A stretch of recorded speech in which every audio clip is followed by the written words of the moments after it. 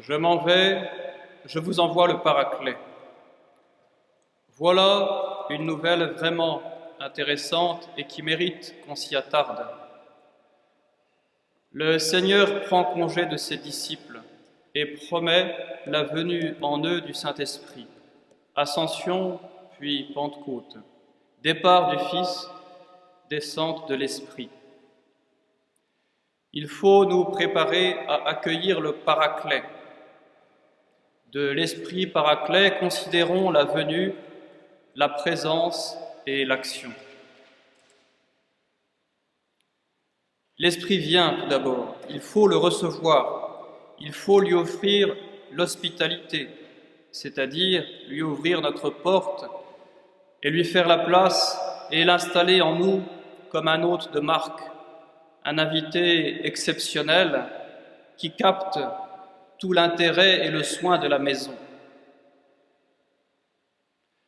Recevoir un étranger est un motif de joie, car l'étranger nous enseigne au sujet de ce que nous ignorons, car il vient d'un lieu qu'on ne connaît pas. Par ces paroles, mon esprit s'étend à un champ plus large du monde. Il en va de même quand un aîné me raconte les temps passés, ceux qu'il a connus et que je n'ai pas connus. Son discours ouvre mon esprit à une réalité que j'ignorais. Cette connaissance des lieux éloignés, des temps passés, est un bien pour l'intelligence, et ce bien procure la joie. Raison pour laquelle la venue d'un étranger est normalement cause de joie. Recevoir un étranger est aussi un motif de crainte, car sa présence peut bouleverser ma manière de vivre. Dans mon pays, dit-il avec assurance, on fait ceci et non cela, on dit ceci et non cela, on pense comme ceci et non comme cela. De mon côté, j'applique la loi universelle de l'hospitalité en accueillant l'étranger et l'invité applique la loi particulière de sa contrée en imposant ses vues. La loi est une œuvre de raison. La raison peut donc juger de la bonté des lois comme un artisan peut juger de la qualité d'un objet manufacturé. Si la loi de son pays est meilleure, je peux bien réfléchir et voir ce que j'en dois garder. Dans l'histoire, nous avons l'exemple de ces nombreux peuples dont nous sommes et qui ont reçu jadis la loi de Rome. Mais si cette loi est inférieure, parce qu'elle introduit inégalité, injustice, désordre, la raison veut qu'on la refuse. Faut-il craindre d'accueillir le Saint-Esprit?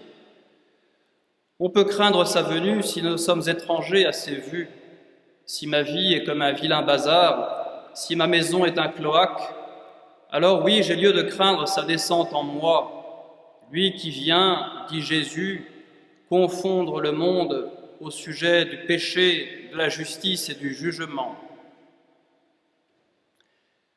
C'est Jésus qui nous l'envoie.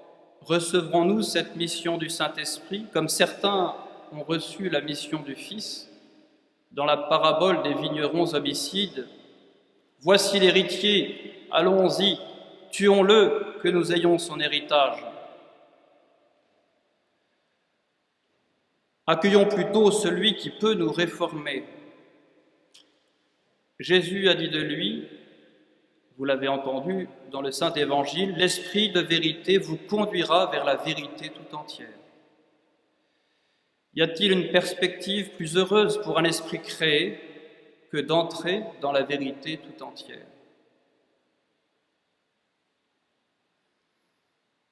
L'Esprit est là. Quel est l'effet de sa présence en nous? Regardez les apôtres. Jésus souffle son esprit sur eux après la résurrection. L'Esprit purifie leurs intelligences en chassant le doute et en y enracinant la foi. L'Esprit réforme leur volonté en y mettant la force du courage apostolique qui les conduira jusqu'à verser leur sang pour leur maître. Ce qui est vrai des apôtres l'est aussi des disciples des apôtres, nous. La venue du Saint-Esprit dans l'âme chrétienne réalise ce double effet, assurance renouvelée de la foi théologale qui ancre l'âme dans la connaissance des choses de Dieu. Que nos cœurs soient fixés là où sont les vraies joies, avons-nous prié dans l'oraison de la messe. L'âme, en outre, est renouvelée dans son amour de Dieu et des âmes en Dieu. C'est là un signe non équivoque de l'enracinement de l'âme en Dieu que de la voir accueillir tout événement, heureux ou malheureux, dans un saint abandon.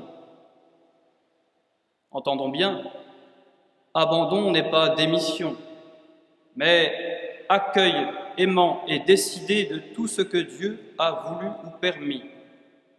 Je veux recevoir tout événement, toute joie et toute épreuve comme venant de la main même de Dieu.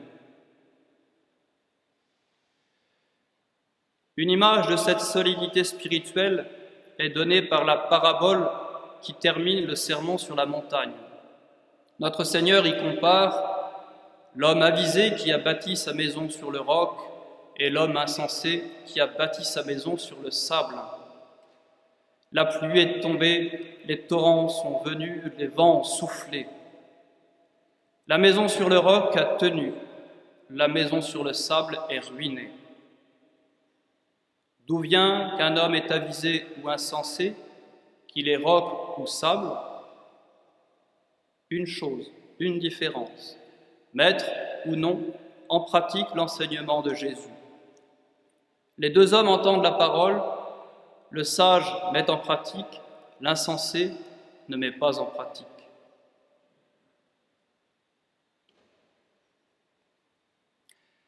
Mais l'Esprit qui vient en nous ne vient pas seul.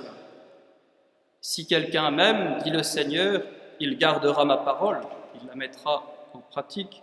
Mon Père l'aimera et nous viendrons vers lui et nous ferons en lui notre demeure. L'Esprit ne vient pas seul. Une âme en état de grâce possède en elle la présence des trois. Et l'on peut dire en toute vérité que le royaume est au-dedans de nous. La présence de la Sainte Trinité est la vérité fondamentale du christianisme. L'habitation de la Trinité dans l'âme du juste est la vérité fondamentale du christianisme. Si nous n'y arrêtons jamais notre esprit, nous passons à côté de notre religion. Il est en nous une présence et nous l'abandonnons. Il est en nous un trésor et nous dilapidons. Il est en nous un mystère et nous l'ignorons.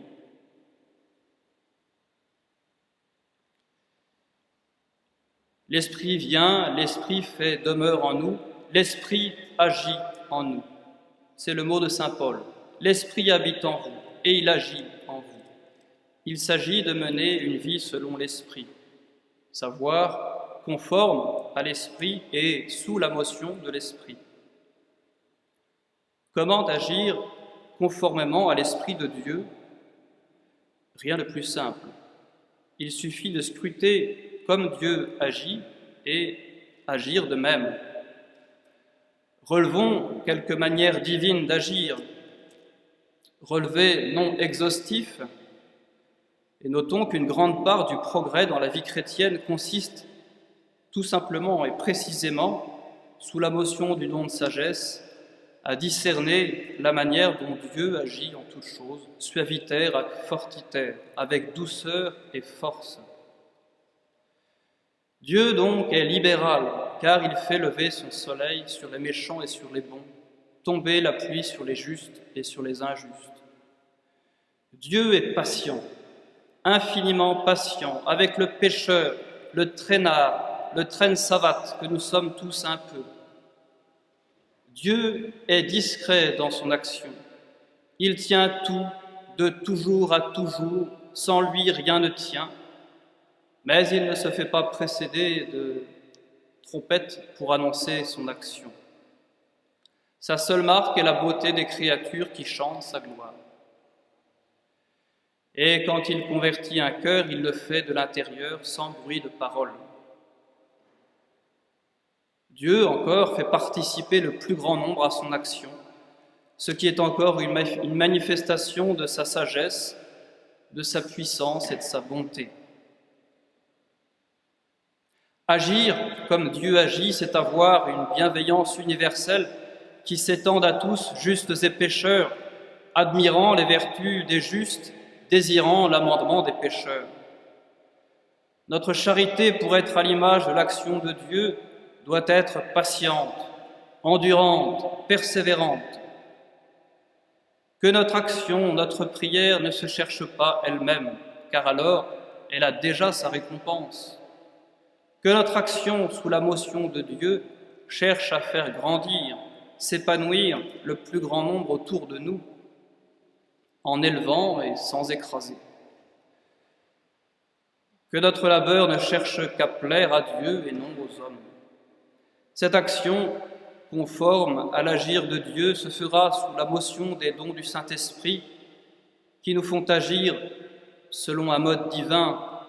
Demandons ces dons pendant ce temps qui nous sépare encore de la Pentecôte: sagesse, intelligence, science, prudence, piété, force et crainte de Dieu.